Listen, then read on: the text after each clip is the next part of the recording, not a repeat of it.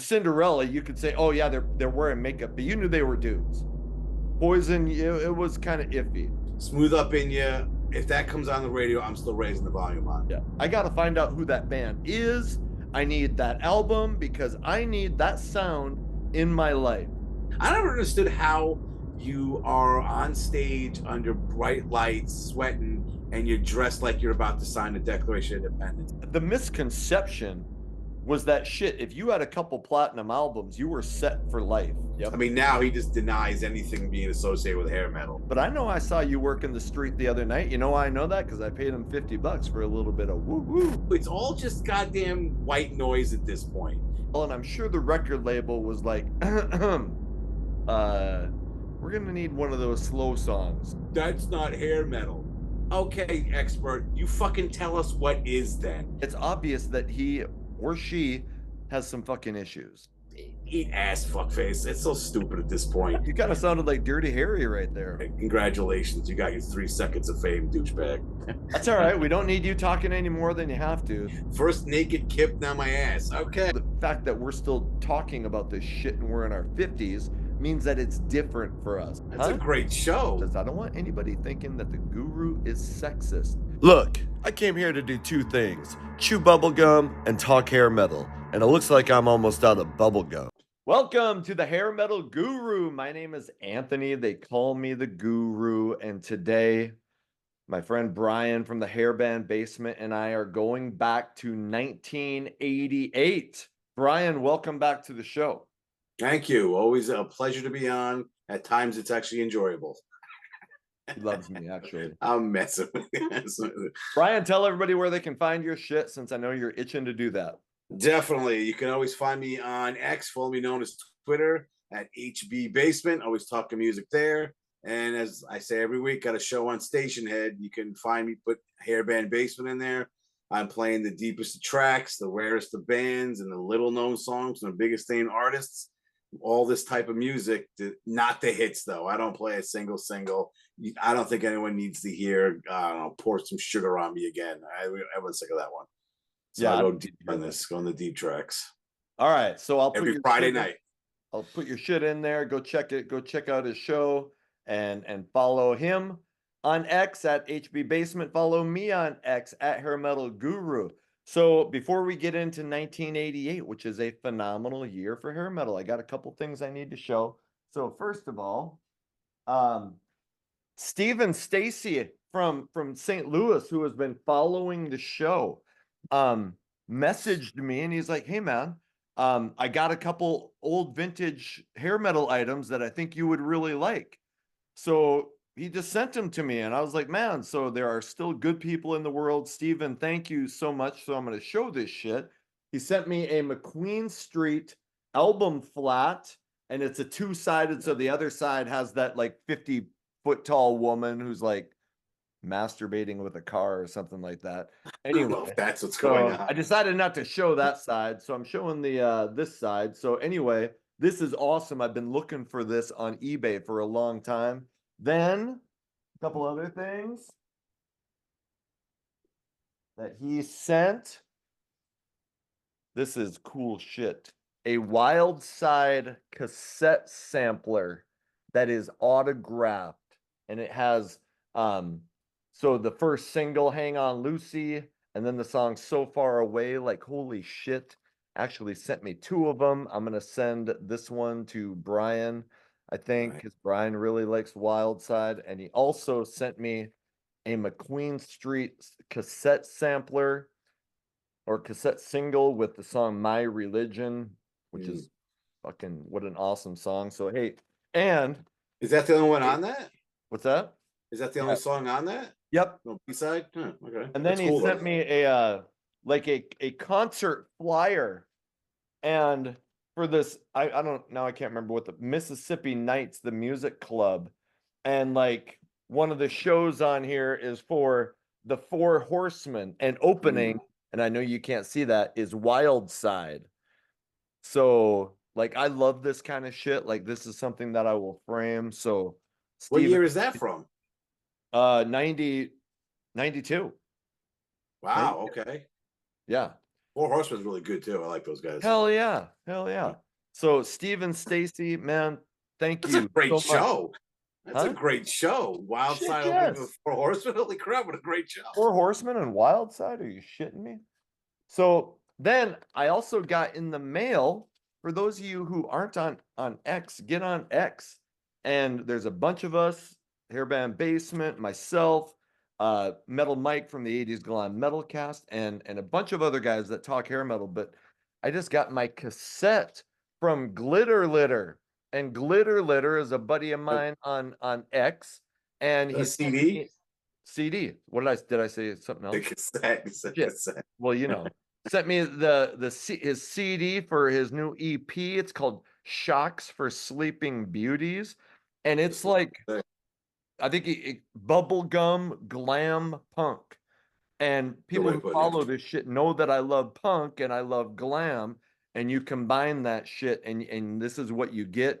So it's on all the streaming services. It's on I before I got the CD, I've been listening to it on Apple Music.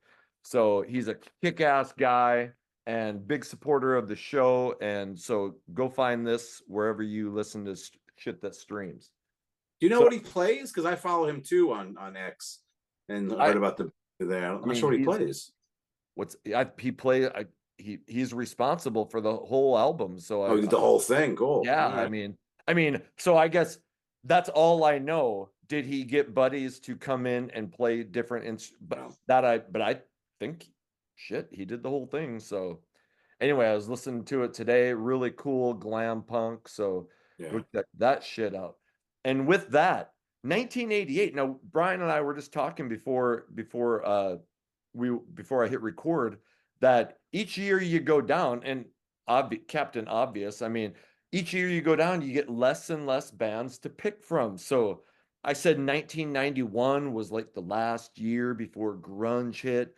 1990 was hair metal's final year on top, and I called 89 potentially the greatest year in the history of hair metal. Well, now we're down to 88, so there's less to pick from, but definitely not less quality because I was still struggling to come up with my 10 picks for this episode.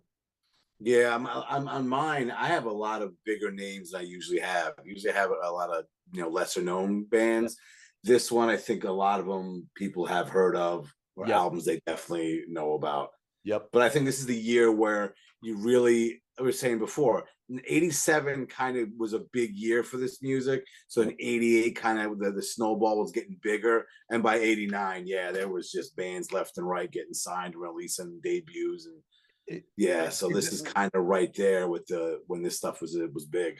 When you got 86 and you had Cinderella and Poison, shit was Slippery When Wet. Slippery When Wet. I think it's the 86. biggest one that Then really broke this music. Then 87, you got Appetite. So, of course, 2 years after that, by 89, there was tons of shit coming out. But, now we're getting into, now you're starting to get to the earlier shit. So not as many bands, but still a lot of great quality. Yeah. So some of my favorite albums came out in 88. So with that, let's get into it. What is your number 10 great My number album 10 88? is the second album from Vinnie Vincent Invasion, All Systems Go. And this is the one where Mark Slaughter actually sang on, not the one where he was in the video but didn't sing on it. And I remember getting this back in 88, and it's a great album. I like this one. And you had That Time of Year was one of the singles. Love Kills was the other one. I like Breakout, Ashes to Ashes, Dirty Rhythm, really good. And I think on this album, Vinnie Vincent kind of toned it down with the guitar, right, as opposed to their debut. Rumor has it one of the reasons he was kicked out of Kiss is he's playing too many notes during the solos, and they were like, but if you look at the video for Boys Are Gonna Rock, I think Vinny went fuck it and said, I'm gonna shove in as many notes as I can every time I'm strumming this guitar and playing the solo just to show Kiss and tell them to eat it, basically. But he kind of tones it back on this one, and I think it's a really solid album. And of course, this is the album that eventually led to Slaughter being created. right. And yeah, some good stuff on this. This actually just came back on Apple Music. Oh, really? Wasn't on there for the longest time. The debut is not, unfortunately, but this one you can find there now. I never had either of the VVI CDs until they got somebody reissued years later. Hmm. And I bought both of them back at a media play. So it was still when you had tons of physical CD stores. But the thing that always, and you hit on it, the thing that turned me off when I first started hearing Vinnie Vincent was the Yep. guitar shit, you know? And I Yep. wanted shit. What album was he on? Lick It Up? Or was he Yes, he was on on that. He was Amarillo? on Lick It Up. He was on Lick It Up. So like the song Lick It Up. Like I love that simple fucking crunching, you know, and then he gets to Vinnie Vincent, and yeah, I saw an interview where Gene Simmons said, you know, I hear all those fucking notes playing all over, and I just want to, bam, give me that simple crunch, and I'm like, yes, Gene, give me that simple fucking crunch. But Says anyway, the guy that barely played bass on his own albums. right, right. But so I do like some of the Vinnie Vincent. I probably need to revisit it a little bit more because the first one kind of turned me off Yeah, I can with get that. how he was playing. Yeah, I like this one better than the first one, though. I think a majority of people that are into Vinnie Vincent like the first one better. Like I said, he tones that down on this one, Yeah. and I think it works out a lot better. Unfortunately, he couldn't keep it together, and Mark and Dana went off and created Slaughter. I'm sure they didn't get along or something like along those lines or whatever, but Oh shit. Well, we got Slaughter out of it. On Slaughter, Stick It To You, the song Burning Bridges is all fucking about Vinnie Vincent being a Yeah, yeah. douchebag. And it, when you hear about Vinnie Vincent now, it's always something bad. He schedules a concert or a meet and greet or something, and then cancels it, and then he's selling shit for like exorbitant sums. And I mean, and I don't care, but it didn't he become a woman? I mean, isn't that? No, that was one of the rumors, though. That was a rumor. I don't know. When I see him right now, he looks kind of like a woman, but I, I whatever. I Hey, thought it was you a do rumor. you. Anyway, it's obvious that he or she has some fucking issues. So, Yeah, and I remember talking to Metal Mike about the tour we saw with Hot in the Shade tour when yeah, Slaughter was there with Kiss, yeah. and I made some comment like, "Yeah, I wonder if they sat together, Slaughter and Kiss, and trash talked Vinnie Vincent." And Metal Mike was just like, "I don't think Kiss even gave him the time of day. They weren't talking to each other. You stay on your side of the fucking dressing rooms, and we got you stay away from us. Stop talking to Kiss. You're Sla- not here to Sla- talk to Kiss." Slaughter probably never met Kiss on that tour, Yeah, I wouldn't be surprised. I would be but I'm sure surprised. they were thankful for the opportunity. Oh, of course. Yeah, hell yeah. Okay. All right. And them breaking up did give us Stick It To You, which was one of my top albums of 1990. So, Well, also Bobby Rock played on that album, who was also the drummer for Nitro and Nelson. That guy was yeah, all over the place in the late '80s, and early '90s. I saw Nelson in concert with Bobby Rock. Don't tell Oh him. yeah. Anyway, so okay, my number 10. Okay, it's you're getting into the years where I've always said I like talking about the underground bands, but I've also had conversations with people where I'm like, you know what, I can't bail on the albums that I loved and that were a huge part of my youth, and this is one of them. Everyone knows I'm a huge AC/DC fan. Well, in 88, they come out with an album called Blow Up Your Video. And by AC/DC standards, it's probably considered a flop. It went platinum, but after Back in Black and For Those About to Rock, going platinum was kind of disappointing. But it shouldn't be disappointing because, man, this is just a solid. You know what you're getting when you get AC/DC. There's never a surprise. And I also I think that's the reason that when AC/DC still puts out an album, it's a huge fucking event. And it Mm-hmm. usually debuts at number one because there's comfort in knowing, hey, you know what? You're gonna get three chord fucking, four to the floor AC/DC rock and roll. And so I like that. So Heat Seeker was the first single.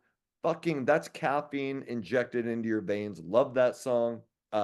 That's the way I want to rock and roll. Kissin' Mhm. Dynamite, Nick of Time. There's many more. I'm always going to try to limit the amount of songs I say to 3 or 4 because I hate saying the whole fucking album. If you don't like the first 3 that I say, you're not going to like the 6, 7 Yeah. ones All of I a sudden, say. the deep So I'm track's gonna, gonna be the one that gets you on board. yes, right. So I'm going to try to give you 3 or 4 songs. Anyway, with their next album in 90, or was it 90, I think, with the Razor's Edge, they blow back up, go Mhm. big, Thunderstruck. But this was the last album where they were still kind of underneath the top of the rock and roll superstars, but it's still a great album. Yeah, there's some good ones on there. Was Nick of Time a single? Uh, I'm not sure. I don't know Heat if it was Seeker, that. that's the way I want to rock and roll. And I think I there was remember one more, so those. maybe it was. Was it? That's a great tune. I like Yeah. that. Hell yes, it And is. you're right. But that's the weird thing about AC/DC, where, like you said, they put out the same stuff, don't do anything different, really go outside of their AC/DC box. But yet there's some songs you're like, nah. Oh yeah. But it's like it's AC/DC. That makes Yeah. no sense. Like, what do you, what? Yeah. What? But yeah, you're right. From the mid to late 80s, they were not putting out huge albums. They just weren't. No. And it was AC/DC. So Yep. they were a staple in rock. It wasn't like people like, oh, AC/DC sucks, but the albums just weren't selling Yep. huge. And you're right. In 1990, with Razor's Edge, all of a sudden, AC, we talked about it in 90, Yeah. so AC/DC was back. And all of a sudden, they're putting out stuff that's people were really digging at the time. Yeah. And I think part of that was, you had a lot of, straight ahead rock in the mid 80s and the late 80s. But man, by 90 and then like later on during the grunge years, you weren't getting anything like AC/DC. So when AC/DC put out something, it became an event. Yeah, yeah. And it's one of those bands that it's just huge. Yeah. One of those bands you'll hear like on classic rock stations that have 10 plus albums that everybody knows the hits and Yeah. everyone knows them. So yeah, they've been around for a long time Hell too. yeah. Hell yeah. And Angus looks old as fuck, but he He does. still He runs does. around like a crazy son of a bitch on stage. So I know. I don't know how the hell they're still doing it. I don't get how Brian Johnson can still sing those songs. No, at 70 plus, that stuff stops your heart. yeah. The heart says, I can't do this tomorrow. I'm out. And you Yeah. end up, they find you in like a hotel floor. All right, let's move on. Let's go to your number 9. What do you got? My number 9. This one, when I replaced one of my other albums I had on there. This is Hurricanes. I believe it's a second album. I Over think the so. Edge. Great album. This is the album that got me into Hurricane. I remember seeing the song Over the Edge on MTV and I was like, that's kick ass. When I got this thing, some great tunes. I mean, obviously Over the Edge, I'm On to You should have been a big hit. I don't know how that wasn't. I think those were the 2 singles. We Are Strong. I mean, there's so much good stuff on this. And Kelly Hansen's a great vocalist. I don't know how that guy isn't a household name at this point. Unbelievable stuff. Well, Yeah. you kind of, I mean, not household, but he's been singing for Foreigner While now. for a while now. So I mean, Years. he did end up in a big band, though the band isn't known for the shit that he wrote with them, Yeah. But I get, his original music should have made it big, yeah. Yeah, you're right. It's one of those bands that I have no idea why they didn't make it big. Well, shit. When we talk, go ahead. Carlos Cavazzo's brother, Robert Cavazzo, is in that band, and who else is yes, Sarzo, Robert Sarzo. Sarzo, Rudy's brother. He's in there Rudy's too. brother. Yeah. So I mean, it was like you kind of they had the pedigree, but for some reason it just and I remember I'm On to You being, I mean, at least played on the radio a little bit. I remember hearing it, so it was a minor hit, but that album just never took off. Yeah, I never understood that. I just never understood that. I still remember getting the CD back then. You open up the CD jewel case and it had like a hurricane on the CDs. I was like, all right, we know where we're going with this. Right. But yeah, that and the follow-up, Slave to the Thrill. I don't know how neither of those albums were big. I just don't get it. So weird. But yeah, this is the one that got me into the band, and I still think it's a kick-ass album. Right. All right. Yep. Good call. All right. My number 9, I'm gonna throw. Finally, I get to throw everybody for a loop because I don't want anybody thinking that the guru is sexist. Because I know I've never talked about any hair metal bands that are featuring females. So today I'm actually gonna have two of them, and the first one is the band Girl School with the album Take a Bite. Now, it's a complete fucking fluke that this album ended up on here because I don't ever remember listening to Girl School on purpose back in the day. But it was probably 5, 6 months ago. I'm always on fucking YouTube. And I get, when you listen to a lot of music like this, you just keep getting recommendations. So one day I see this album is my recommendation. I'm like, fuck. I've heard of that band. I couldn't tell you one song that they sang, but I click on it and holy shit. And it is not, and I like Vixen, but it is not, you know, poppy, oh Yeah, babe, it's not I love poppy. you. It's fucking, I'm gonna throw you down and screw the shit out of you like inspired hard sleazy rock by chicks, and it's epic. So I'll give you 4 songs. If you don't like these 4, just bail. But they did a kick-ass cover of Sweet's Fox on the Run. That's what they did. I knew there was something there. Yes, and it's fucking great. Then there's Girls on Top, and check out these song titles if you want to know it's not like poppy. Tear It Up and Up All Night. And I mean, it is 4 to the floor, fast fucking beaten. I mean, guitar rock. I mean, it's almost like they were the bastard children of the Runaways and AC/DC, if I had to describe them. So check out that album. And shit, I haven't listened to much of their other stuff, but man, I listened to that once, and it's just like those songs have found their way onto my workout playlist, and I'm telling you, you're gonna like it. What was the big song from that? Was it the cover? I think it may have been. I mean, I I thought don't there know was that there was another. a big song. I thought there was Maybe not there was. I don't. I big just for girls' school, not right. like yeah, Big. not And Girl School was actually just out. They were touring with Lillian Axe and yeah. I fucking saw that. Alcatraz. So Yeah, yep, yep. so hey, give them credit. They're still out doing it. So Are they all original members? I don't think they that I are. don't know. I don't think they were. Yeah, I'm not really too familiar with these ladies. I've heard of them. I know the cover. I thought there was another song I knew about them. I can't think of the name of it. But yeah, it's an interesting pick. Yeah. Interesting pick. I don't know Yeah, if because it, I don't know if they're original members, but I saw some video from and they're definitely all from that same era because they are looking like they were born in the early fucking 70s, late 80s. yeah, age and But anyway, cocaine caught up with them. But right. yeah, because that's it. A couple of kind of almost made my honorables, like you said, Vixen. I don't care what you say. That debut album has a lot of catchy songs Oh on it. shit, yeah. Pop metal, sure, Yeah. but a lot of catchy stuff. And Femme Fatale was another one that had I can't remember her name. She had a good voice too. Lorraine Yeah, Lewis. yes, Lorraine Lewis. Thank you. She sang for Vixen for a while too. Yes. And yeah, that was I think they were one and done, but that's a pretty solid album as well. And So and yeah, I ladies, you can like rock too.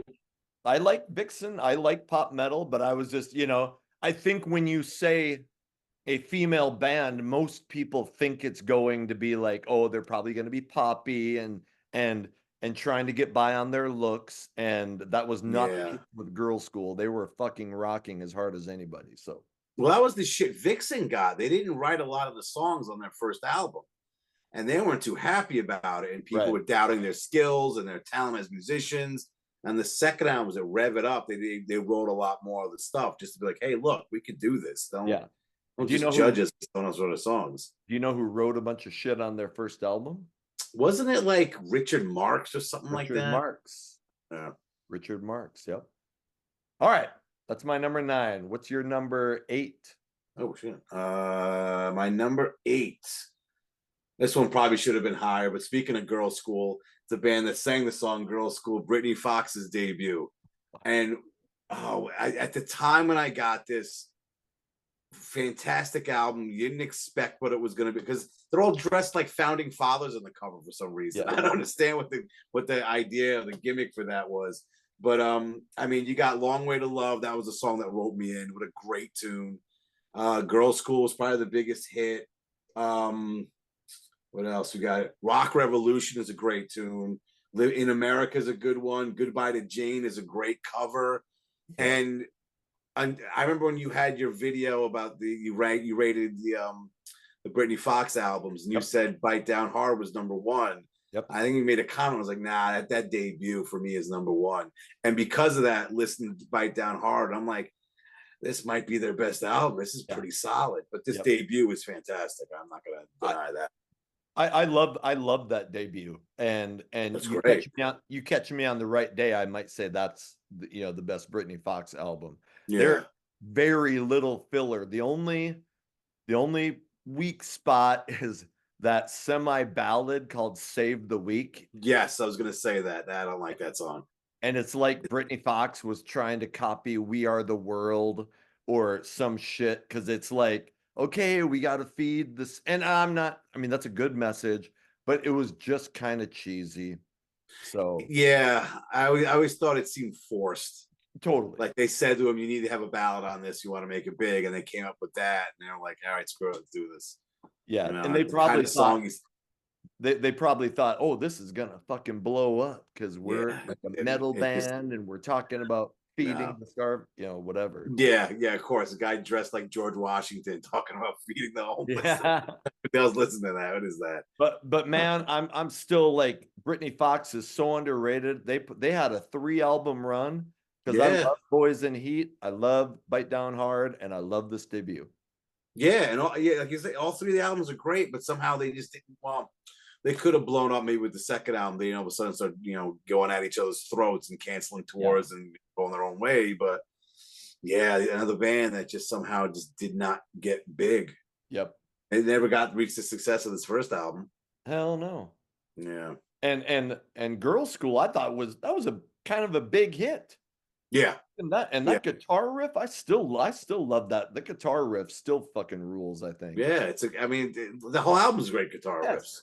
I Yes. think "Rock Revolution" should have been a big hit. That should have been. That's the kind of song that you get the crowd going into at an arena kind of thing. That's one of those kind of songs. I don't think you But mentioned it, but the song "Don't Hide." Jeez, I keep thinking of songs that I fucking love off that album. yeah, "Kickin' Fight's" a good one Pick too. and Fight. It's a lot of good ones. There's a lot of Yeah. good ones. And So they didn't explode for some reason. I don't understand. Maybe it was.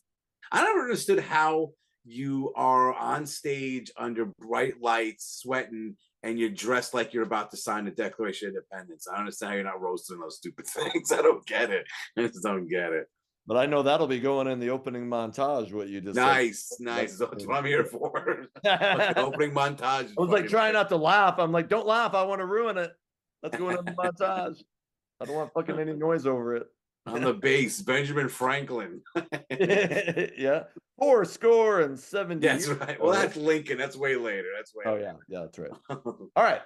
My number 8. Shit. Speaking of females, okay, here's my second female fronted band. And this is another like sleazy. It's not all female. So the band is Smash Gladys. The album is called Social Intercourse, and this is a New York sleazy fucking like biker band. And Nice. like right in line. Shit, what were some of the other New York bands that were um coming out at the same time? Now I'm fucking Danger's from New York. Twisted okay, Sisters but was New York. Kiss was way before. They're from New York. right. I'll think of it. But they were like some like Hollywood was going in the glam direction. New York was going in the fucking biker direction. I think who else would fit that?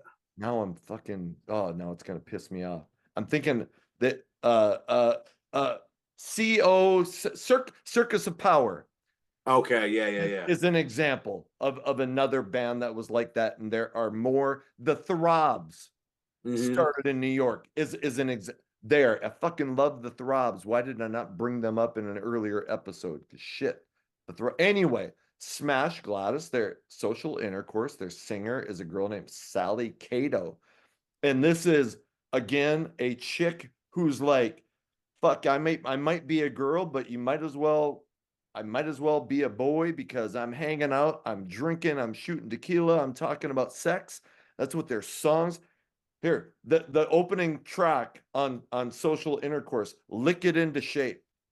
Sally Cato singing, and What could that be about? it's just as you what you think it's going to be about.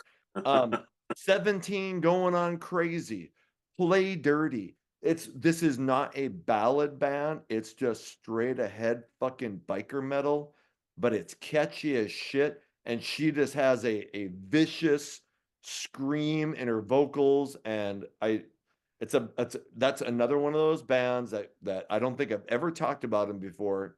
I'm pretty sure, but they could have made one of my should have and could have, but didn't because they were just right underneath. I felt like they should have been big, but it's a great album. Yeah, and I just got into them recently, not that maybe the last few months or so. And I've played some of their songs on my show, and it was like, holy, this is a good album. Who are these people? Back in '88, no idea they even existed, no Yeah. clue. But Oh, yeah, yeah. now in 2024, you're like, wow, this is some good shit right here. And yeah, I mean, maybe someone like me not buying the album, I mean, maybe that's why they didn't make it big because I was For your into help. this stuff, didn't know them. I don't remember them being on MTV anywhere or seeing any videos. So, I mean, that's what back in the late '80s, that's where I got a lot of my music, Totally. Headbangers Ball. So, if they weren't on there, maybe if I heard them on a local radio station, but if not, there was no way I was knowing about a lot of these bands. And I used to get them confused because there was a band called Slammin' Gladys that was a total hair metal band. Janie Lane produced their album. I think that album Yeah. came out in 92. Slammin' Gladys and Smashed Gladys. So I think that kind of confused people because you're like, fuck, what Gladys are we talking about? Yeah. Anyway, Yeah. I that Slammin' Gladys never did anything for me, but Smash Gladys will do something for you. It comes in at number 8. Yeah, it's kind of like Hurricane Alice changes spelling a hurricane because of the band Hurricane, and they don't want to be confused with it. And it's like, can't think of just a different name. Think Right. it's something completely different, and we're And not worry about it. fuck, on the Sunset Strip in the 80s, like there was a band called Paradise, and then there was a band called Pair Dice, because and You you got, know, and you that's got when it. when people start talking about it was getting oversaturated, the scene Yeah, kind of led to its downfall. I mean, that's part of it. There were so many fucking bands. but in the parking lot in those places, the drummer of Pair of Dice is telling the lead singer of Paradise, change your fucking name, Oh, asshole. No, totally, fuck you. We had it totally, first. totally. Brawls in the street over this stupid stuff. And where are they now? And Yeah. they're just a side note on a show on YouTube. All right, we're on your number 7. What do you got? All right, this one almost didn't make the list because, like an idiot, I put Bonfires Fireworks on here, and I'm looking at it. I love this album. Every song is great, and then it hit me. No, this came out in '87, so it can't make the list. And then you even texted me pictures from Wikipedia to back it up. I go, yeah, I know. So I put this one on instead. This is No Rest for the Wicked by Ozzy Osbourne, Okay. and it is the first album with Zakk Wylde on guitar, and this was my first Ozzy album. I forget which, because he had oh shit, what were the singles? Miracle Man, Crazy Babies, and Breaking All the Rules. I can't remember if it was Miracle Man or Crazy Babies, but I've been Crazy Babies. I saw in Headbangers Ball, and I was like, I gotta get this album. And Zakk Wylde just has killer riffs on almost all these songs. Unbelievable what he plays. I also like Devil's Daughter, Holy War is a good one. Fire in the Sky is great. Demon Alcohol is a killer tune. Just great stuff. And to get another fantastic guitarist after Randy Rhoads, and he had Jakey Lee in a couple albums, and he gets Zakk Wylde. I just find it amazing.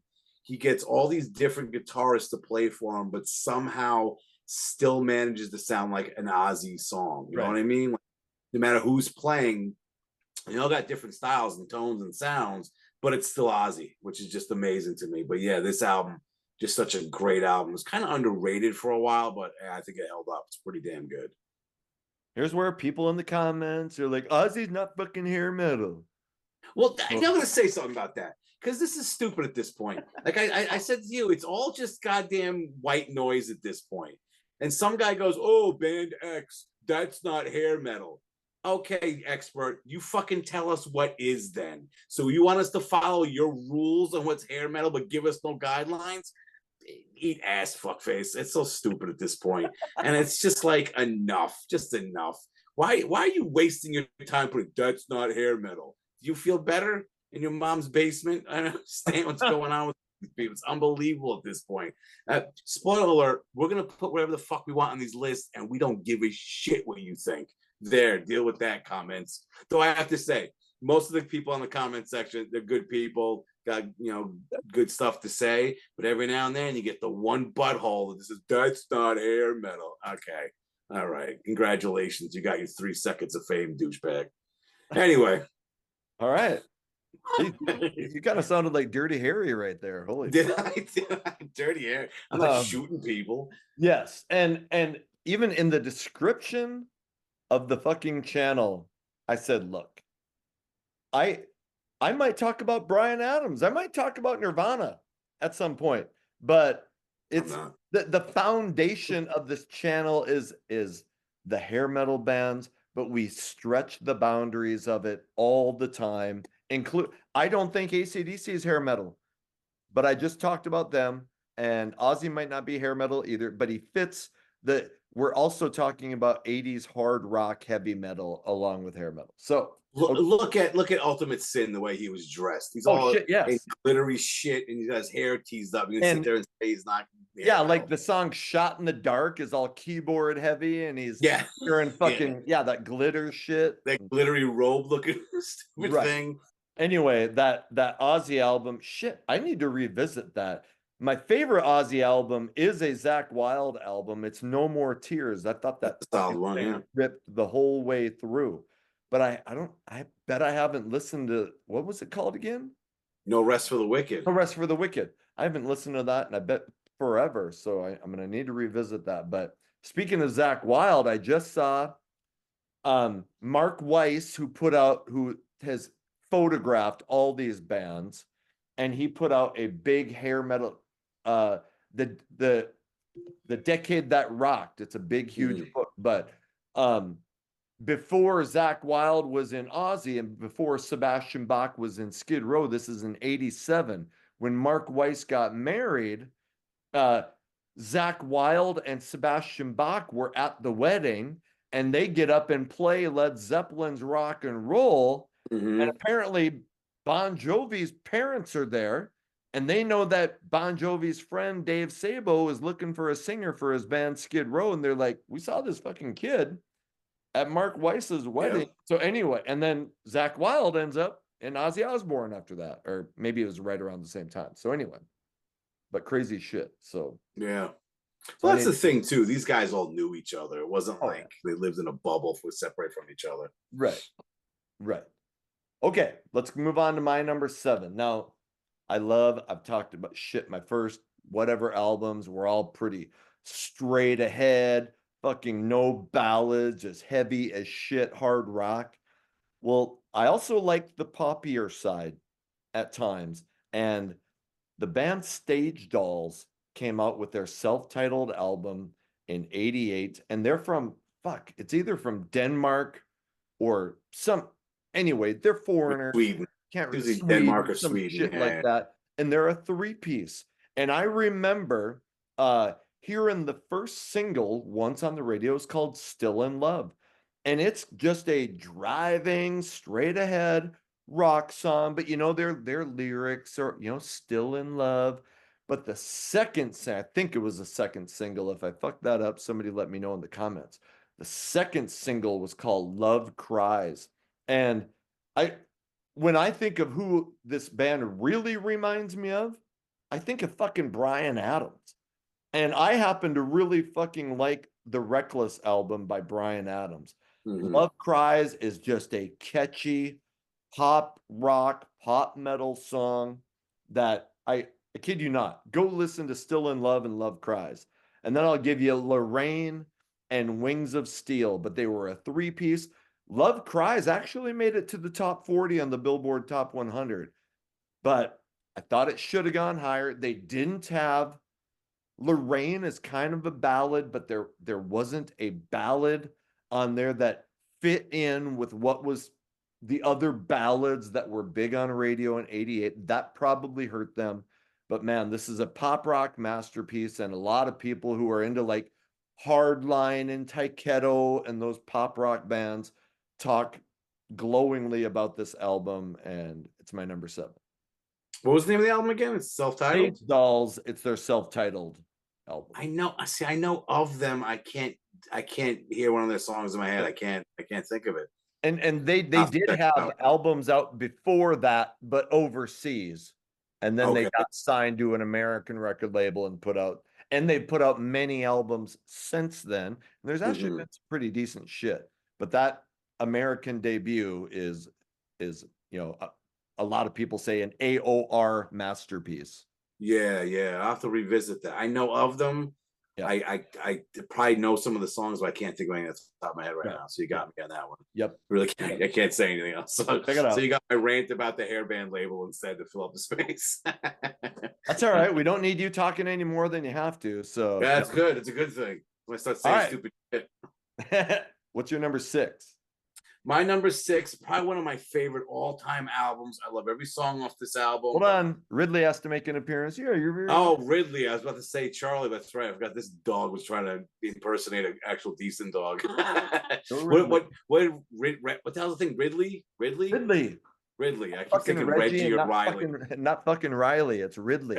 I can't remember this stupid dog's name. But a couple of weeks and we'll never see Ridley again. I can never take off my socks in the house because she always takes the backyard.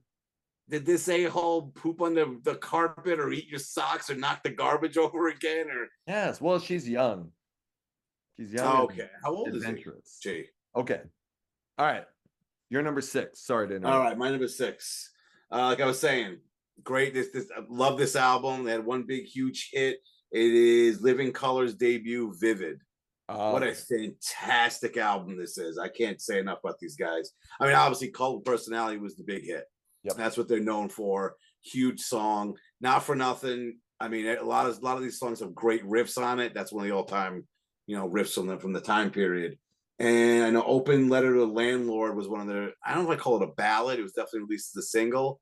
That's a great song. Glamour Boys was also released as a single.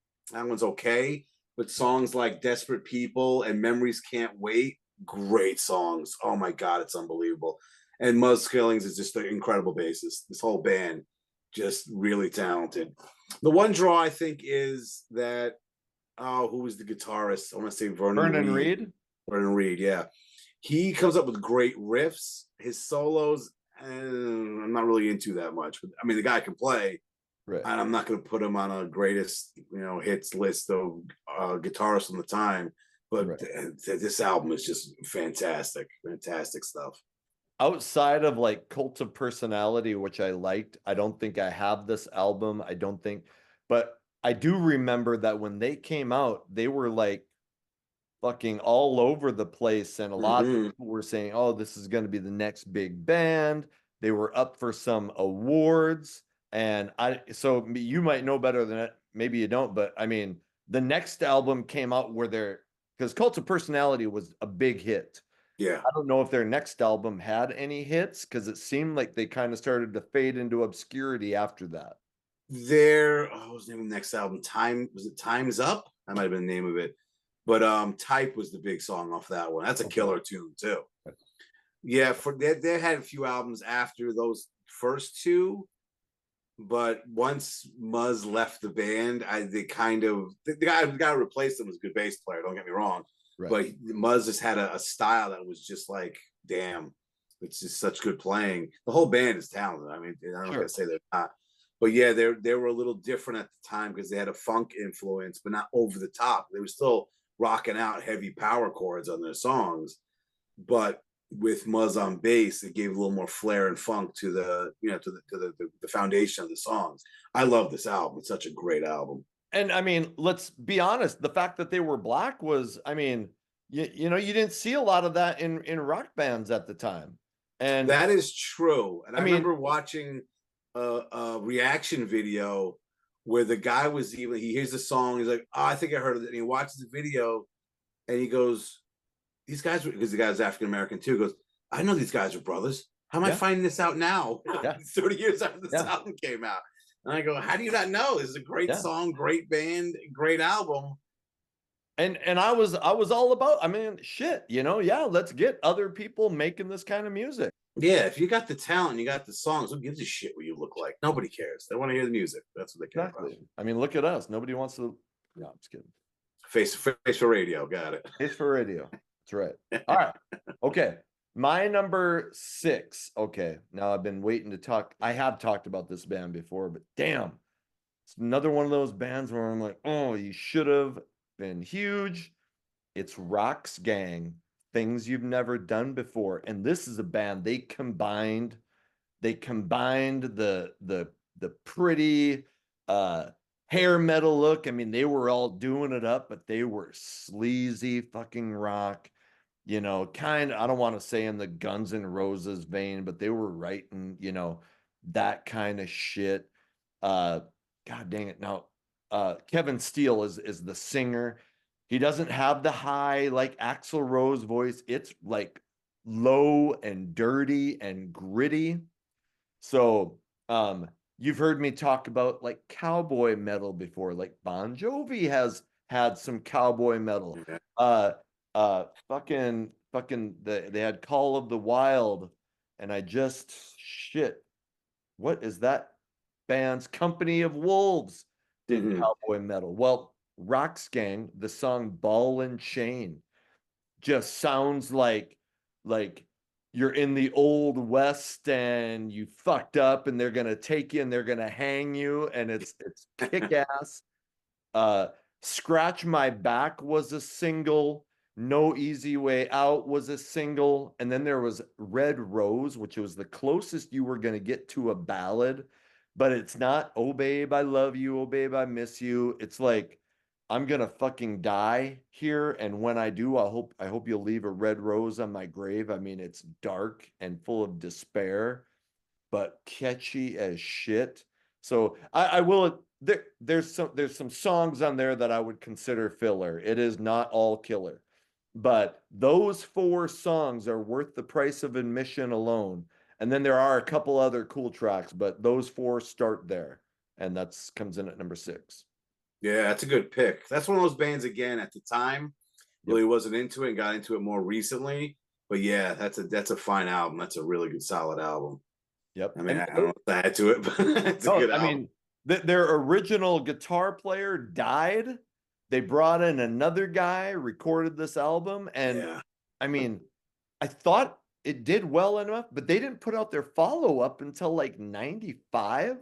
Wow. And so I don't know if there was a bunch of turmoil, Yeah. but whatever. I mean, you would have thought they would have come out with the follow-up in 90 or 91 Yeah, that's not a good move. after this came out in 88. So something was going on, or something with the record label, whatever. But man, this album deserved better. Yeah, I'm surprised they didn't put out another album that late, you know, in 895 for a band that wasn't huge. Yeah. That's a weird move by the record company if it's even well, on them. I'm sure by then they were probably on a smaller, I'm sure they've been dropped from their major label deals. Somebody smaller picks them up, you know. But yeah. But yeah, that's a good pick. All right, we're on to your number 5.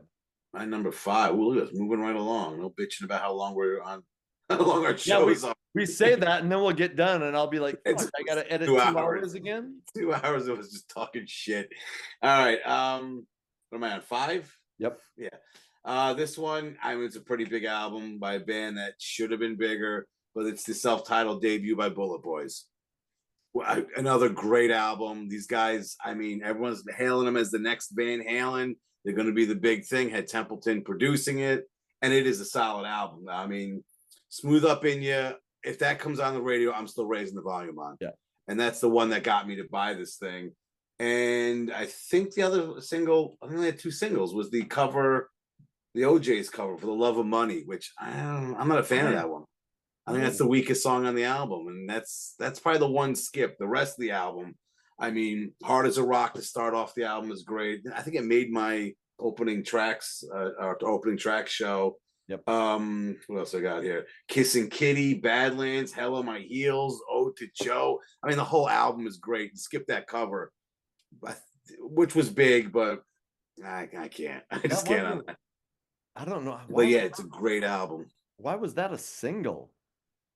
And Usually, a lot of times, bands or the record companies say release this because there's recognition on the song. yeah. But I just odd choice to cover. And then I don't know. I'm not into that one. Again, it's the one I skip on this album. And I, they were looked at like the new Van Halen, but this is 88, and to be a hard rock band and not even sniff a ballad, and I know I'm a fucking pussy or a sissy for liking ballads, but the fact of the matter is that if you wanted to go double or triple platinum, you probably needed that big catchy ballad like some of the bands that I'll be listing later. And Yeah. I love some of these ballads, but you didn't get that from Bullet Boys, at least on that first album. I No. put out No. they don't seem like a ballad band, but so I'm not saying that they should But have, but that's part of the reason why they probably never really blew up. but not for nothing until Sammy Hagar, Van Halen wasn't a ballad band. Right. And they did very well. I guess they thought maybe they can reproduce that in some way, but in '88, Van Halen was still around. Van Halen's putting out Van Halen albums. I mean, yeah, Sammy was in the band, and OU812 came out that year, which I don't think it's their greatest, but they're doing what Van Halen does. So why have another one? Yeah. But yeah, but the debut was just great. I love this debut. Really? Cover aside, but Yeah.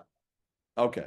Yeah, I was never the world's biggest Bullet Boys fan. I liked some of their shit, but they just never gripped me the way other bands did. But anyway, yeah, if this debut didn't do it, I don't think the other one, Freak right. Show and Zaza, were not going to get you For roped some in. reason, I did like the song THC Groove, though. Yeah, it's a good one. Yeah, That was cool. that was off the second album, though. Yeah. Yep. All right. My number 5. Sometimes you get into a groove where you end up talking about the same fucking. So I know I've given some new shit today, but damn it, when Dirty Looks can have an album on the list, I'm probably going to put it on the list. I fucking love Dirty Looks. This is their major label debut, Cool from the Wire. They did have some earlier albums. Somebody always has to remind me, like, oh, that's not their debut. Anyway, Cool from the Wire was the first album. And I remember so I didn't know much about Dirty Looks, but I remember going to basic training in Fort Leonard Wood, Missouri in the summer of 93. And this buddy of mine, and he was from North Dakota, and we just talked music because you never got to listen to it the whole summer.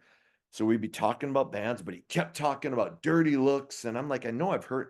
So fucking at the end of the summer, when I finally get to go home, I pick up a Dirty Looks, probably on cassette, and I'm like, shit. So it's the bastard children of AC/DC, in that AC/DC Rhino Bucket vein. Cool from the Wire, the title track. It's Not the Way You Rock. Tokyo, Oh Ruby. The whole fucking thing is awesome. And I think it got some MTV play. Mhm. I think it sold probably 200,000 copies because they got another album right away in 89. They did Turn of the Screw, which I, made my 89 list. I think this is my favorite Dirty Looks album. I wish they would have taken off bigger, but man, that it's an epic debut. Yeah, and I knew about these guys back in the day. Oh Ruby and Yep. Cool from the Wire were like, yeah, those songs I knew. It Yep. wasn't until years later I really started digging deep into these guys. Yep. And yeah, that's just a kick-ass album. I mean, did they have any more after those first two? Yep. In 93, 93. in 90, well, they had an album out in 92. I think it was called Bootlegs or something. In 93, they had an album called Chewing on the Bit. It was either 90 Oh or yeah. 94. Chewing on the Bit. It made my 93 to 95 list. And then they took a break for a while, but then they got back together and they released a shit ton of albums actually, and some of them Hmm. are, you always, you knew what you were going to get with Dirty Looks, just like Yeah. AC/DC. They never fucked around with their sound, which I appreciated. So they put out some decent shit, but people will only know usually these two, Cool from the Wire Yeah. and Turn of the Screw. So Yeah, and I think the debut is better than the second album. yeah, So the second album's strong, but yeah, that debut really, again, lifetime to write these songs totally. and really, ass kicking tunes on that one. I think And it's a good Henrik, one. their vocalist, he'll just fucking rip your face off, man. So Yeah, man, if you like AC/DC, go check out Dirty Looks. yeah, it Not a is a good album. It's not a Uh, complete copycat, but you can tell the influence. So it's almost like if AC/DC's first album came out in late '80s, kind of yeah, thing. You right, know, right. yeah, that's a good pick though. All right. What's your number four? My number four. Holy shit, we're just cruising along here. Yeah, you say It that. is this band was way too talented for the shit that they got, but it's the self-titled debut by Winger. And I don't to this day, I'll always say they too much shit for as talented as they Totally. were. And for some reason, they just became the poster band of this genre stinks, or this genre's dying, or they ended it, or they're just pretty boys. Nah, they were incredibly talented. I remember seeing Madeline on MTV, and I was like, I got to get this album. And it's such a killer album. I mean, Red Beach is a great guitarist. He's underrated. Kip Winger, the guy's got a decent voice. He can play bass really well at the same time. So Madeline, 17, headed for a heartbreak, ends hungry with the singles. We've talked about the whole 17 Yeah, lyrically and all that stuff. yep, But it is a killer tune. I mean, Red Beach is yeah, a smoking solo on it. yep. Some of my other favorites on the album, Time to Surrender, which has a killer riff. State of Emergency is great. Hanging On is easily my favorite song off the album. I think the only drawbacks for me on this, the ballads, I'm like on, but Yeah. that cover of Purple Haze stinks. Oh, Okay. it's so bad. It's I can't again. Why Okay. they even put it on there? They didn't release it as a single. What was the point? Yeah. Put something else on there, or just cut it and save money in the studio. But Yeah. all the other songs is just great stuff. Such a talented band, and they got way too much crap for the talent they had.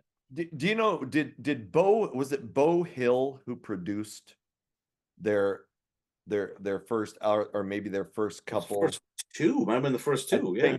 I think so. So somebody tell me No. if I'm wrong. Comment section Bo guy. Hill. Do you think? But I listened to an interview with, if it was Bo Hill, and the interviewer was, and Bo Hill produced Warrant and tons of other big bands from that genre. And this interviewer said, so if you were going to put together like the most talented musicians that you worked with, and he was saying you can open it up to all the bands that you worked with, Yeah. and Bo Hill goes, just give me Winger.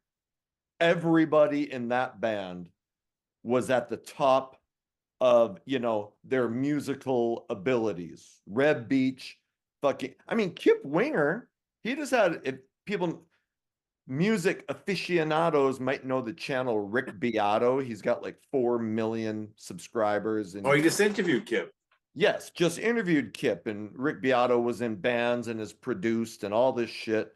And Kip Winger like writes fucking classical music and operas and Mm-hmm. all sorts of, and he was playing like solo songs on acoustic guitar, and you're like, holy fuck.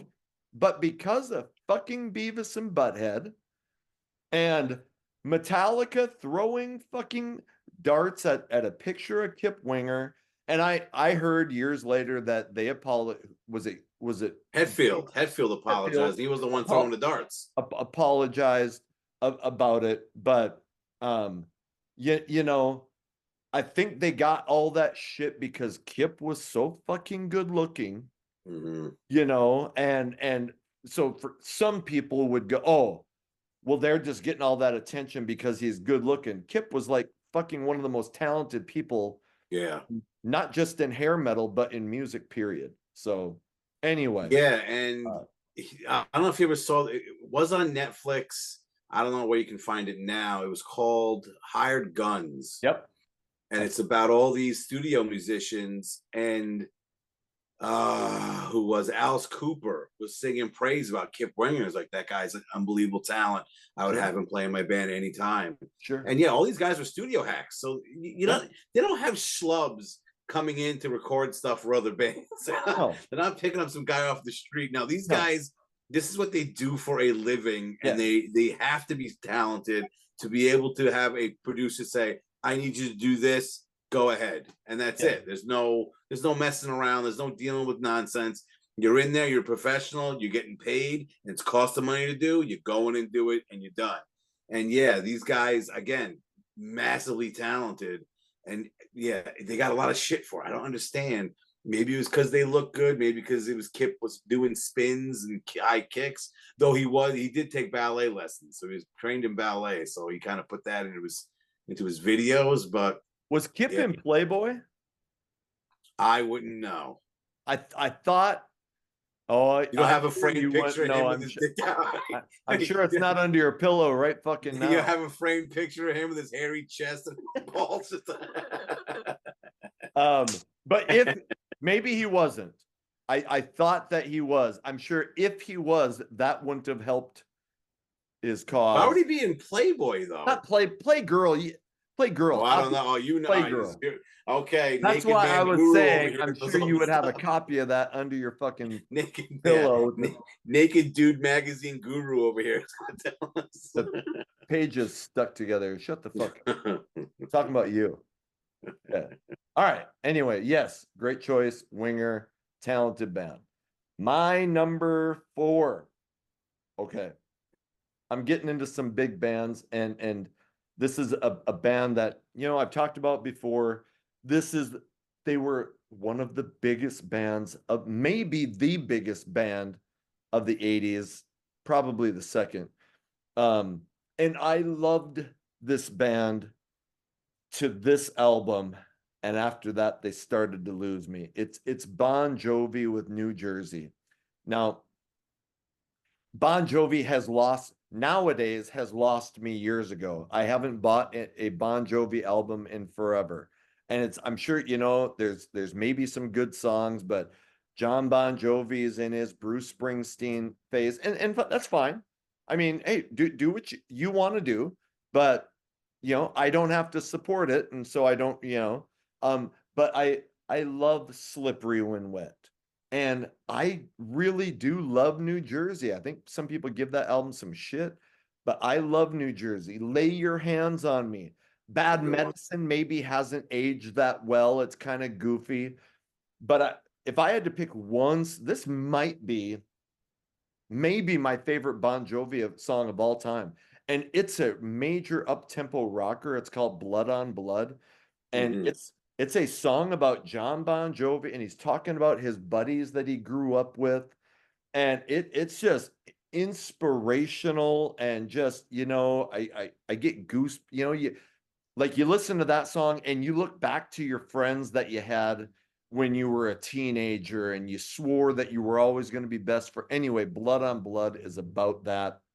And then there's some kick-ass cowboy metal, Stick to Your Guns, Wild as the Wind. And I never liked the ballad I'll Be There for You. I thought it was cheesy as shit. But Live Sin I kind of liked. Anyway, this thing went 7 times platinum. The follow-up, Keep the Faith, is where I started to be like, okay, I like Bon Jovi, but on New Jersey, Bon Jovi were one of my favorite bands in my top 2 or 3. So yeah, you almost have to put it on this list because it was. I remember when this thing came out, it was like everyone was talking about it was going to be, the best like makes the sliced bread coming off of Slippery and Wet. This thing's going to be huge. But yeah, Lay Your Hands on Me is a great tune. What was the other single from it? Born to Be My Baby is a good one too. That's a good tune. Yeah, it has the same kind of feel as Living on a Prayer. Yes. And what's his face? Such has a great bass line in it. So yeah, it's a solid album. Yeah. And like not raise your hand, Lay Your Hands on Me. That's a great tune. Yep. That's a really good tune. Yep. But you're right. When Bad Medicine came out, it was just like they kind of put it in perspective. I don't remember the video. It was Sam Kinison waiting online to go watch them film a video. And he goes up to the guy, one of the guys running security. He's like, this could be the same thing that we see in all videos. And the guy's like, yes, it is. And he's like, well, we're going to fix that. And he hands out cameras and they film the same exact video. I saw the other videos out there. With chicks and yep. Yeah, it was like, I was like, all right, we're doing this again. It's almost the same exact video as Living on a Prayer. But yeah, there's some solid stuff there. And you're right. He became more Bruce Springsteen-ish after this album. Yep. I mean, now he just denies anything being associated with hair metal. Right. But and also, I hate that. Yeah, he just released an album. They released an album about a few weeks ago. Yeah. And I kind of gave it some songs a listen, and I was like, all right, it's there. It's not really. Yeah. He's not going to belt out the tunes like he did in the mid '80s. It's not going to happen. And I mean, "Living on a Prayer" is the song that and "Living on the Prayer" is the song that destroyed his voice. That key change on the second the end of that song, you can actually hear on. I keep confusing the songs. "Lay Your Hands on Me," when he says, "I've been to school," and he lets out a little screech, almost a squeak. That's his voice going. Yeah. That is not intentional in him trying to make this cool sound with his voice. No, that's his voice going, whoa, John, slow this down. I can't do this forever. Yeah. And I mean, now he's not singing on the same level that he did. No. And you're right. By Keep the Faith and just it wasn't Bon Jovi anymore. All right. We are on to your number 3. What do you got? All right. I got a sleaze classic right here. It's a self-titled debut by LA Guns. Oh. Fantastic stuff. Oh my God.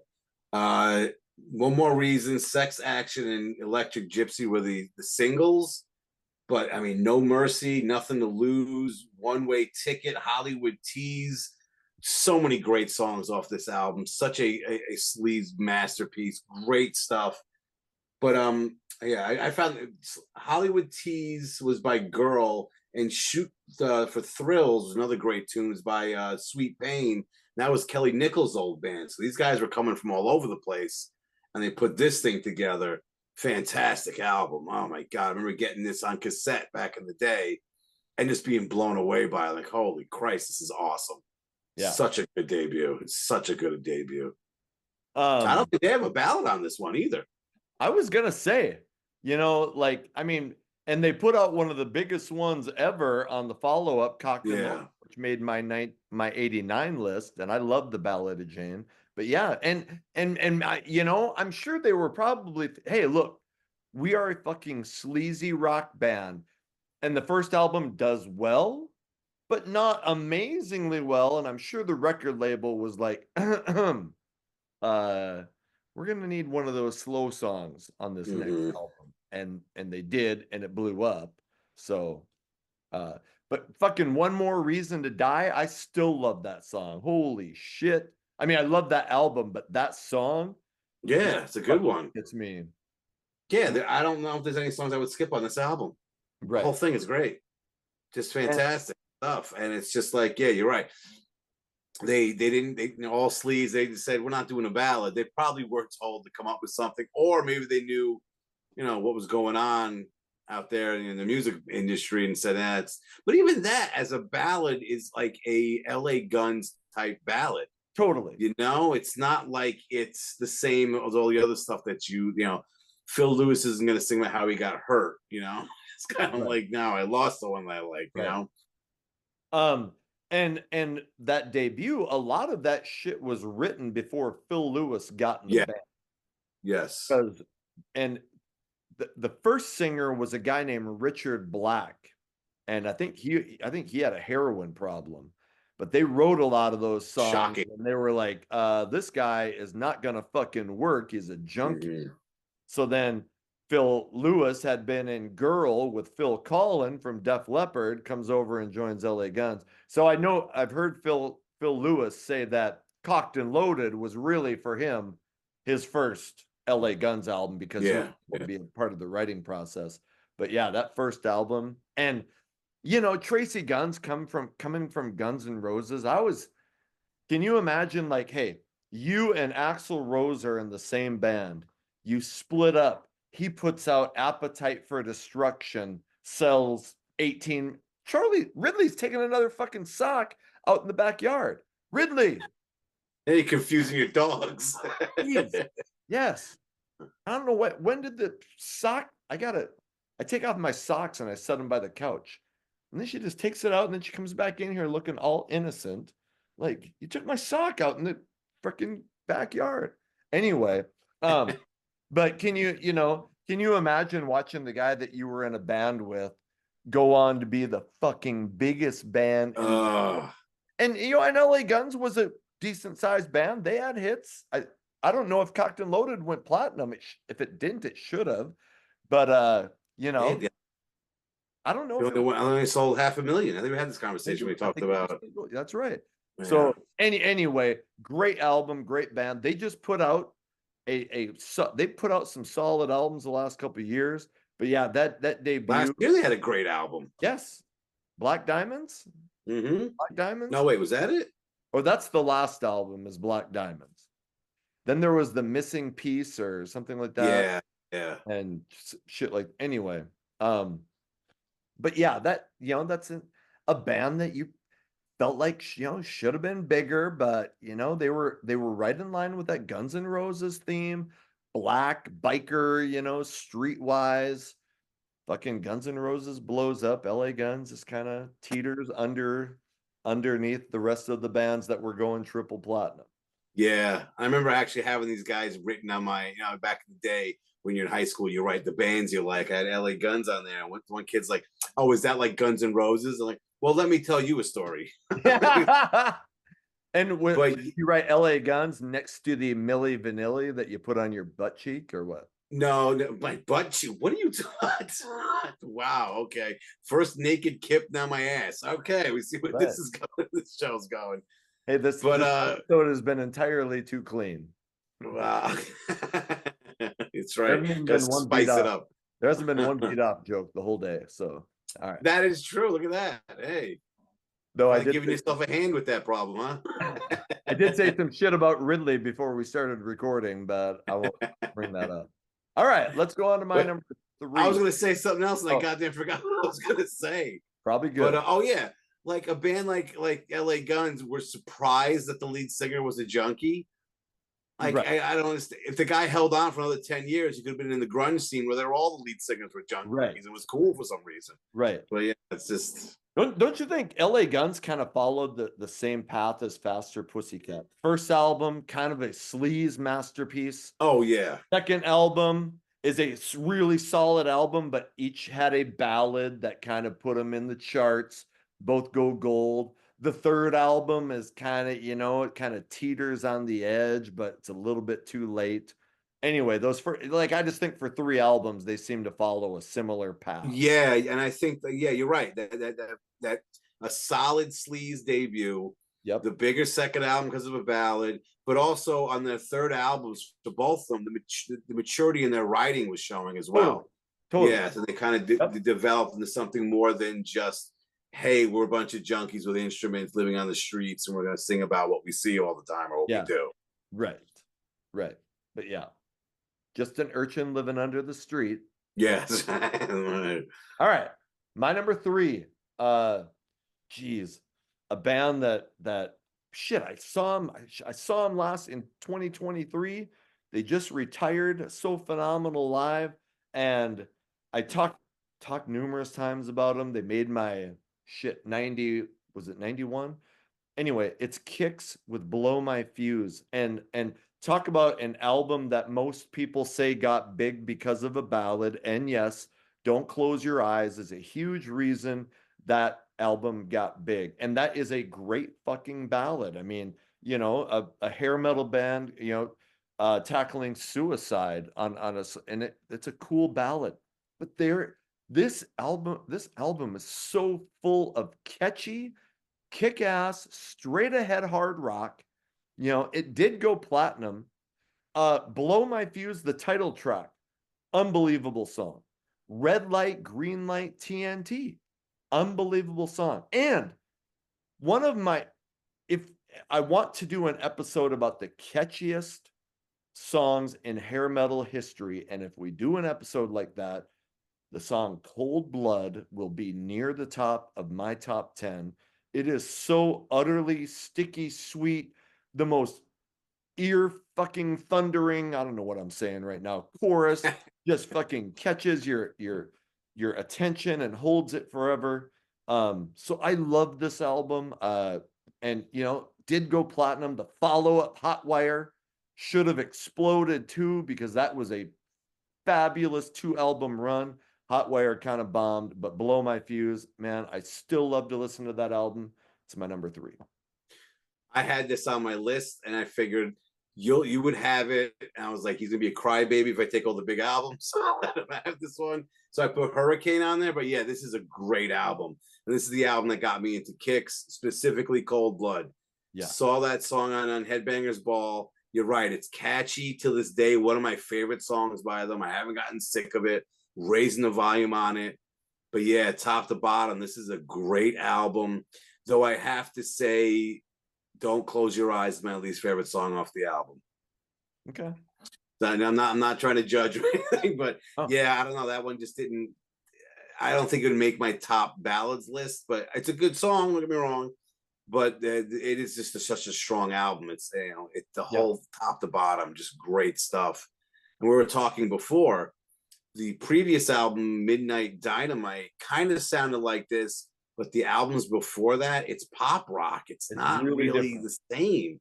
And they kind of changed their sound. The 3 albums, when did Midnight Dynamite come out? 85. So 85, 88, and 91, they changed and became more hair metal.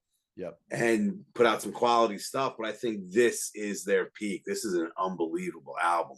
I like the follow-up. I think that's a great album too. But this one, just unreal. Just unreal.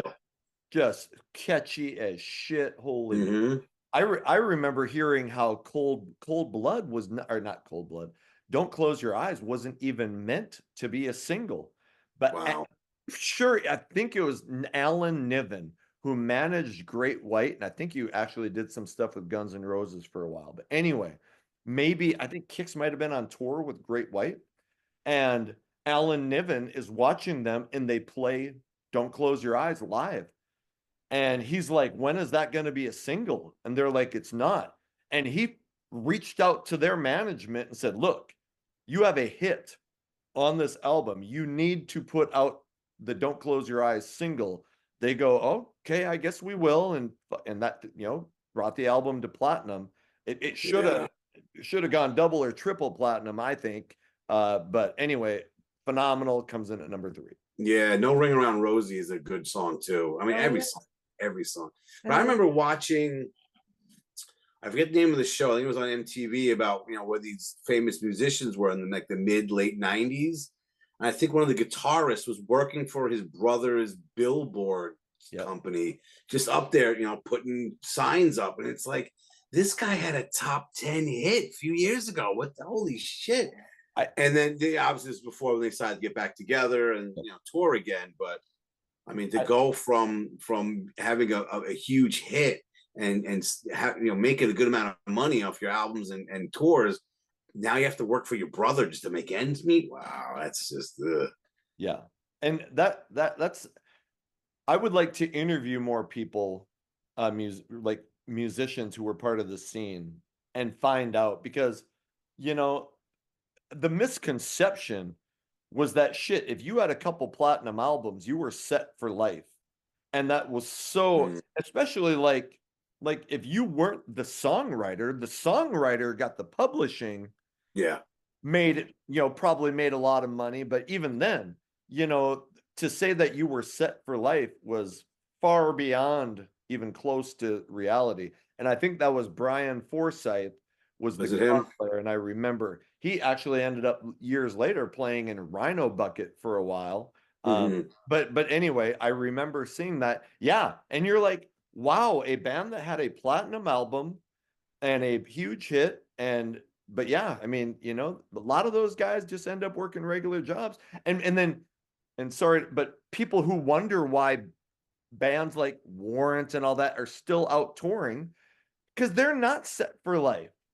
If they weren't out playing shows with Warrant, they'd have to get a fucking job, you know, and they probably Yeah. enjoy flying out and doing gigs over the weekend more than, you know, getting a 9 to 5, you know, and are all of those guys, do they all have degrees and the potential for great careers? Some of them might, but Yeah.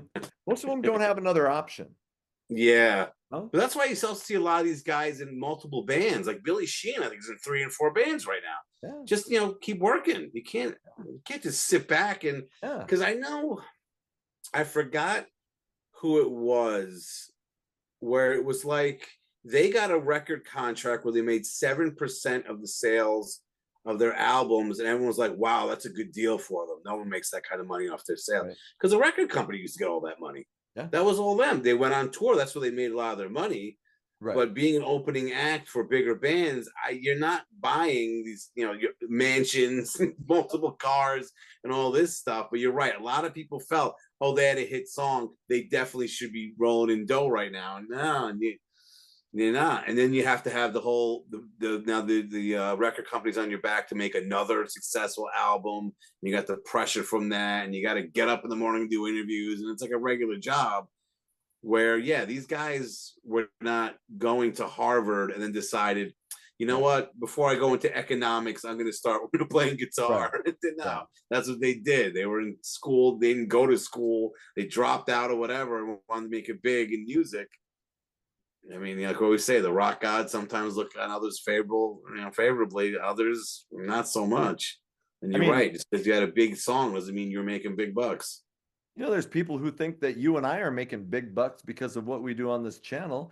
But I know I saw you work in the street the other night. You know why I know that? Because I paid him $50 for a little bit of woo woo. So anyway, Right. thanks a lot, buddy. Appreciate it. All Hey, right. they money. All right. Let's go on to your number 2. My number 2, this band we've talked about numerous times. I will talk about them every chance I get. Might as well be out with it. It's Lillian Axe's debut from 1988, obviously. I mean, what else can we say about this band? It's just a band that should have been bigger. Yeah. I think these guys made it on our show for debut albums. Yeah. I mean, you got oh shit, Dream of a Lifetime was the single. I don't know if they released anything else after that. How Nobody Knows wasn't a single, but you got Inside Out, The More That You Get, Misery Loves Company, Picture Perfect, Waiting in the Dark. I mean, this whole album is just great. And Taylor and Blaze, just a great combination with vocals and guitars. And yeah, these guys, it should have been bigger. And this debut, I remember getting this after seeing Dream of a Lifetime on Headbangers Ball and being like, God damn, this thing is unbelievably good. Yeah. And I've been a fan ever since this album came out. I remember being young and trying to find any Lillian Axe album anywhere and could not. And Mm. we're talking like in the early 90s, you know, trying to find the first two, the self-titled and Love and War, and you could not find that thing for anything. You know, finally I found a couple the Poetic Justice and then Psycho Schizophrenia. Shit, it wasn't until years later I got the first two. Somebody reissued them. So, yeah. Anyway, Yeah, because I got the reissues on CD. I got the first two yeah. on cassette originally when they came out. And I don't remember how I found out the second album came out. I remember being like a year later going, holy shit, these guys have an album out already? Because usually you had like 2 years between albums, 2 or 3 years. Yeah.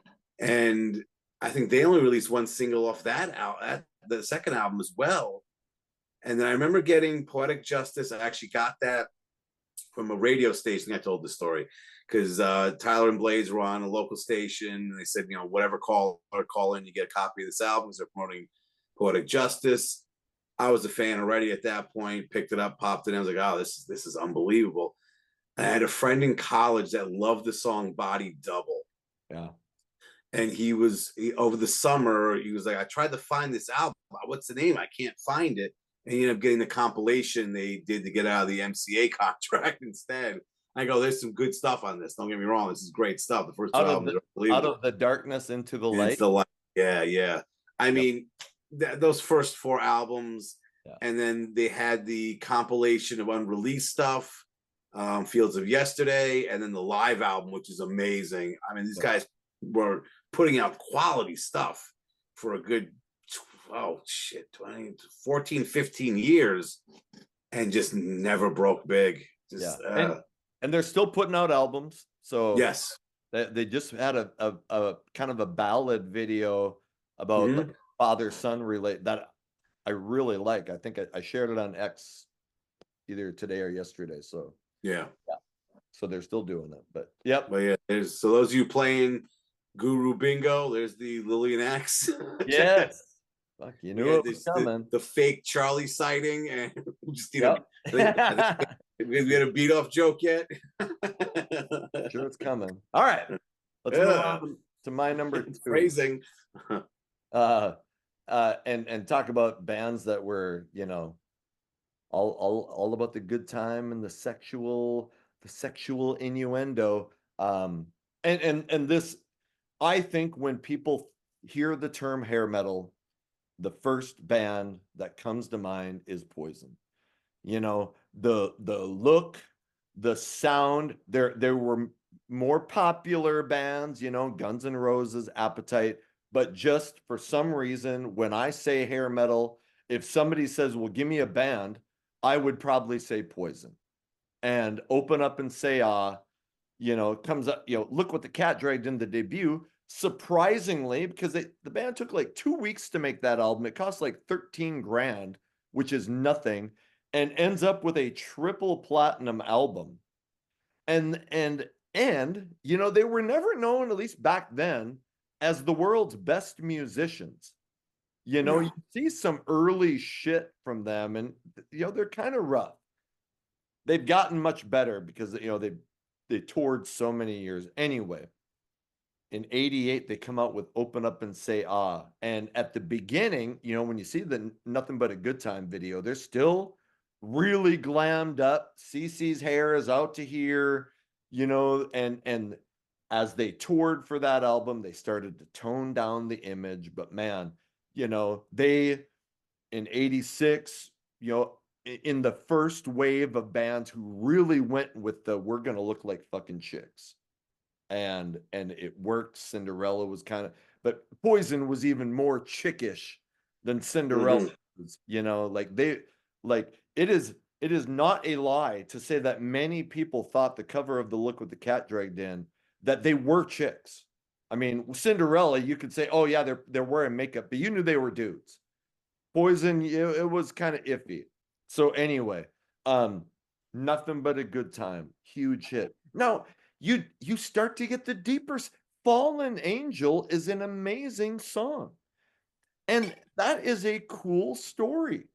You know, about this girl who leaves her small town to go get famous and thinks everything is going to be just this fun party, and learns like fuck, it's a seedy, disgusting, sleazy place to be, and that you better play the game if you want to make it big, you know, just like the bands had to do.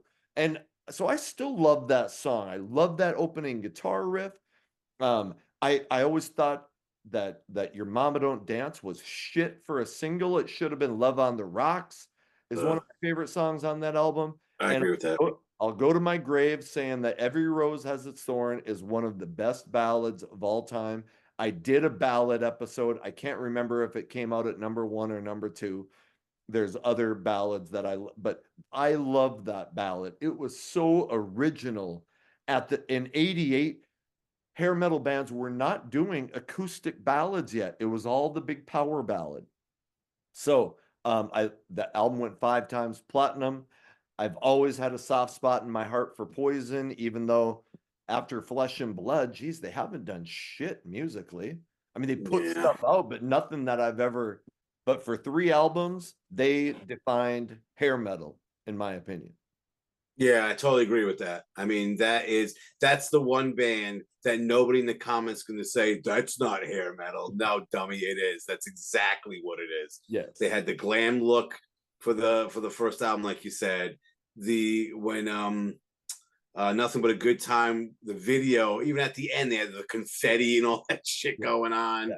I mean, they had followed the same plan of release a rockin' tune Yep. or two, then release the ballad, and then one Yep. more to kind of round out the album till the next one comes out. I mean, they are the epitome of what a glam act is, and they did it well. I mean, that's the one thing you could sit there and say they suck, the musicianship sucks, they blah blah blah. But what they did worked, made them a crap ton of money. And I've seen them live a bunch of times, and they can put on a hell of a show. Exactly. That's the one thing that I saw consistently every time I saw these guys. And I've said before, I'm not the hugest Poison fan. Yeah. Especially when I first saw them in '90, I really wasn't into them that much. I went because Warrant opened up. That's the reason why I went. And from then until more recently, seeing them live, it was just like they still put out the energy on stage. Yep. They get the crowd into it. It's unreal. And I've said this before. You see them live and you go, this is why they got signed. This is exactly why they got signed. And yeah, you said with Every Rose Has Its Thorn, that is the textbook example of what a hair metal ballad is. And it's a good song. I mean, it definitely would be on my list of top ballads. But I won't be number one. But it set the stage. You know, you're right. Yep. Getting choked up by Poison. Yep. but it set the stage exactly what a ballad by a hair band was going to be like. And yeah, this album was huge. It was all over the place. I never saw the stadium tour, but I have in recent years seen all of the bands, Def Leppard, Motley Crue, Poison, and easily Poison puts on the best show. They don't have the catalog. I mean, Def Leppard has way more hits, or Motley Crue probably has way more hits, but for good question. It could be close. Yeah. But Motley Crue's had bigger albums. Def Leppard has definitely had bigger albums. But just for pure, if you want to be entertained and have a band that's going to get you fired up, Poison is the deal. All right, let's move on to we're almost done. We're at your number one. Yeah, I've talked about this when we talked about closing songs. I mean, masterpiece, this album, Operation Mindcrime by Queensryche. It's just an amazing album. The story is amazing. The songs are unbelievable. I mean, there's not a bad song on this. It's just, I don't know if you've listened to it yet. Like you said, you were last time I brought this up. But I mean, you go on X and talk about this album and everyone's flocking to say how great it is. Yep. It's just unbelievable how good this is. And I've said this before, where it's one of those albums you have to listen to in its entirety. It's a concept album with the story. If you listen to songs, one, separate from, you take it out of the context, they're good songs, but all together as a story, this whole album, top to bottom, killer, no filler. It really is a diamond in this genre. Just an unbelievable album by these guys. I listened to it, but I think I was reading. I need to listen to it and be like, okay, yeah, I'm not going to have a bunch of shit going on because I want to get the story, because I had it playing in the background, but I wasn't picking up what they were putting down really. So yeah, anyway.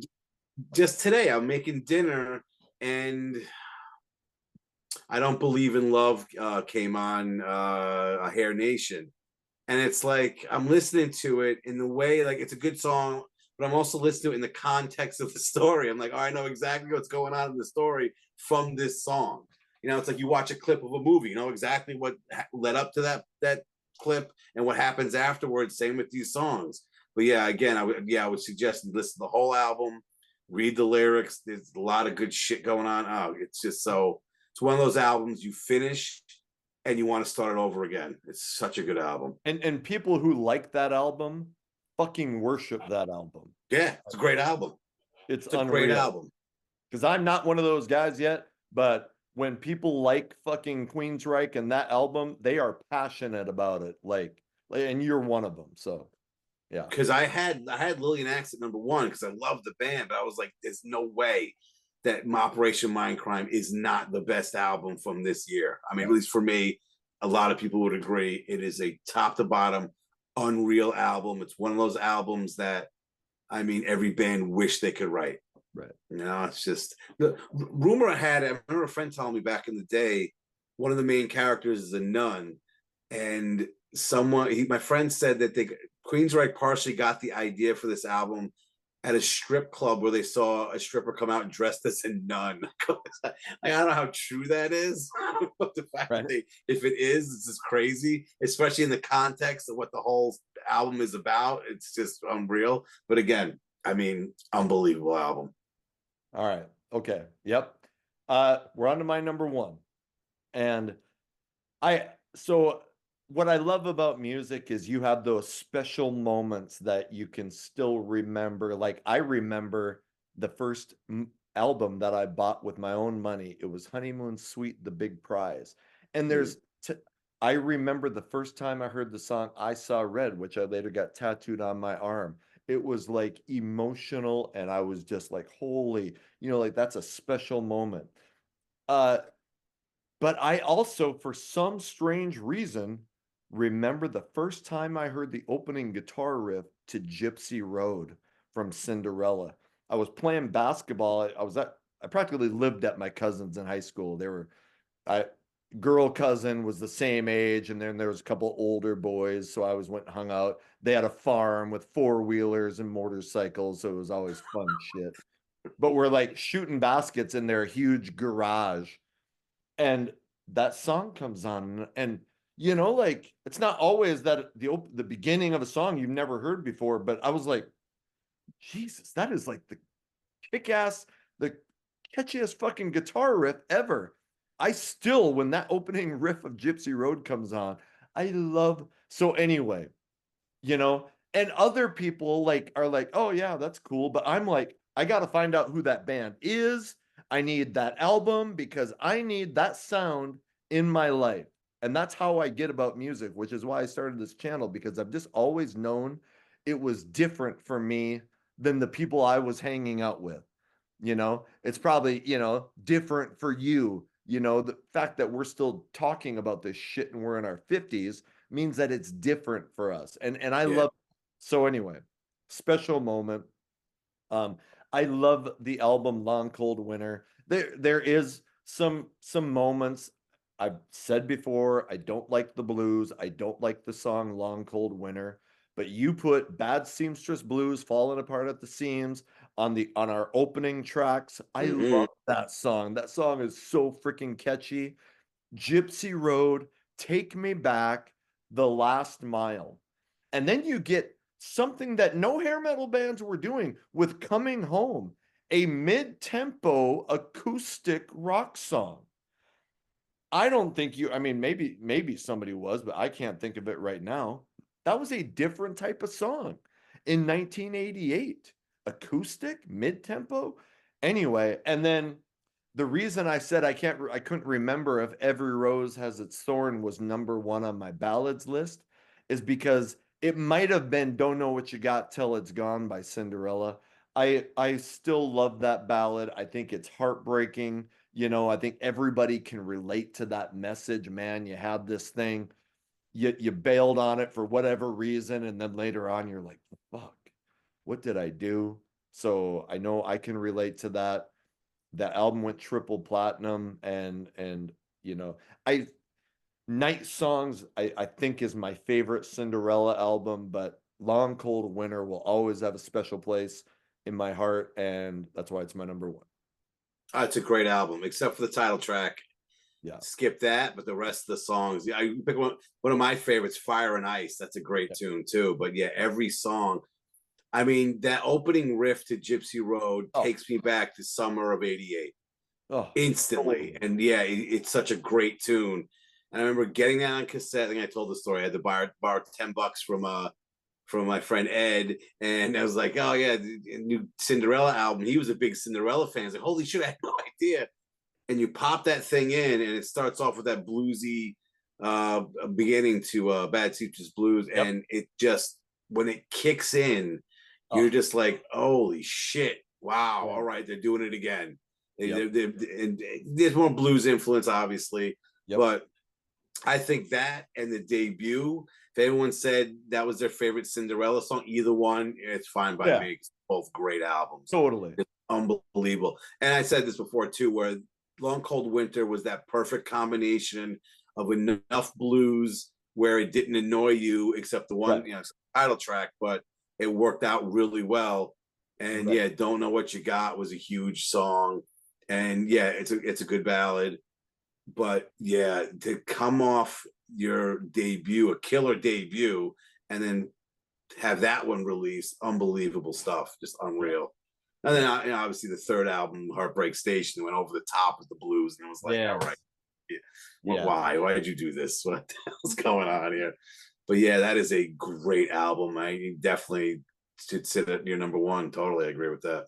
Yeah, and like I was so into hair metal. So Cinderella and Poison and they were right up there with the biggest bands of the genre. Guns N' Roses at the time, and then Skid Row coming the next year. But man, it was such an epic time. 1988 was, and shit, I was 15 and 16. I turned 16 in October of 88. And that's Mhm. just starting to spread your wings. You probably got your license recently. You're starting to, okay, like I have my own thoughts. I can drive myself places. You're spreading your wings. And Yeah, I think that's why, the music that you loved at that time will always. So even though I don't sit and listen to Poison open up and say ah a lot these days, and Cinderella, I still, I hear that opening riff to Gypsy Road, and man, I'm 15 again, and yeah. that's what's great about this type of music. So Now, did you have the debut before that, or is that your introduction to Cinderella? The I second. think I don't think I had the debut, though I'm sure I had heard like Shake Mhm. and stuff, but I was only 15, so I wasn't spending a lot of money yet, you know, Yeah. and I lived in a small town, so we had to drive 40 miles to a place that had music stores. Jesus. Ugh, that Yeah. would drive. So yeah, I mean, and I didn't have MTV. So Yeah. Fargo, my hometown was 300 people. I had 10 people in my graduating class. So there was a couple radio stations in Fargo, which was 40 miles away, that played rock. So, Mhm. we knew what was out on the radio, but we weren't hopping over to the record store to buy shit yet.